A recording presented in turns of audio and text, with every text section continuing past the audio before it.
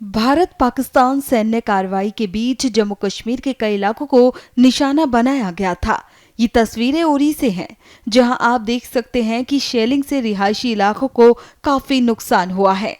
आज यहां सीएम उमर स्थिति का जायजा लेने पहुंचे। इस दौरान दुखी मन से उन्होंने कहा कि अब ज्यादा से ज्यादा बंकरों की सुविधा करनी होगी। आपने खुद अपनी आंखों से देखा यहाँ का हाल, और जो उड़ी का हाल है वो टंगधार का हाल है, रजौरी का हाल है, पुंछ का हाल है। 2-3 दिन ऐसे बेरहमी से हमारे सिविलियन एरियाज पे गोलाबारी हुई। ऐसा लग रहा था जैसे पार की तरफ से जानबूझ के कोशिश की जा रही है कि ज्यादा से ज्यादा सिविलियन को इसके लपेट में लाया जाए। अब शुक्र इस बात का कि चलिए सीज फायर हो गया है। फिलहाल अब 2 दिन हो गए, LOC बॉर्डर जो हैं वो फिलहाल खामोश हैं। अब हमारी कोशिश है कि तमाम उन घरों तक हम पहुँचें जहां नुकसान हुआ है। नुकसान का जो है हम मुआयना करें, असेसमेंट करें, और उसके बाद उनको रिलीफ जो है वो हम पहुंचाना शुरू करें।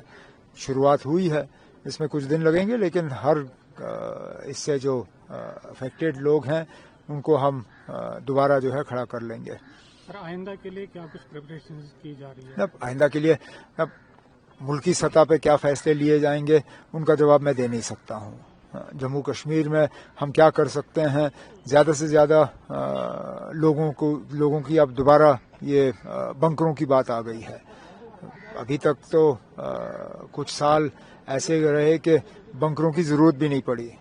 जो बंकर थे वो भी थोड़े रह गए। अब इन 2-4 दिनों के बाद लोगों को अब ये एहसास है कि बॉर्डर पे कभी भी हालात बिगड़ सकते हैं। तो चाहे वो जम्मू साइड हो या कश्मीर साइड, जहां जहां मैं गया वहां लोगों ने एक ही बात की कि जनाब हमें बंकर दे दीजिए, और इंडिविजुअल बंकर, ये कम्युनिटी वाले नहीं। तो पहले जो फौरी तौर हमें रिलीफ देना होगा वो हम दे देंगे। उसके बाद मरकज के साथ बात करके एक प्लान के तहत सारे इलाके जो इस बार शेलिंग के लपेट में आए उनके लिए हम बंकरों का जो है अरेंजमेंट करेंगे। सर, आपको लगता है कि किसी को फायदा मिला इस सब से?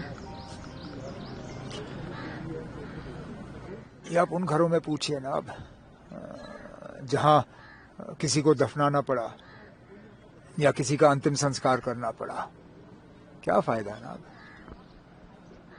ये मैंने पहले दिन से कहा ना, अब ये झगड़ा हमने शुरू नहीं किया था। ये हमारे लोगों पे, बेगुनाह लोगों पे पहलगाम में हमला हुआ, 26 कीमती जानें गईं। पहले दिन से मैंने कहा अगर वहां से बंदूकें खामोश हो जाएं तो यहाँ की बंदूकें खुद ब खुद खामोश हो जाएंगी। शुक्र है पार की तरफ से DGMO ने फोन उठा के बात की तो तब जाके सीज फायर मुमकिन हुआ, और आज जैसे मैंने कहा सरहद और लाइन ऑफ कंट्रोल जो है वहां पे खामोशी है।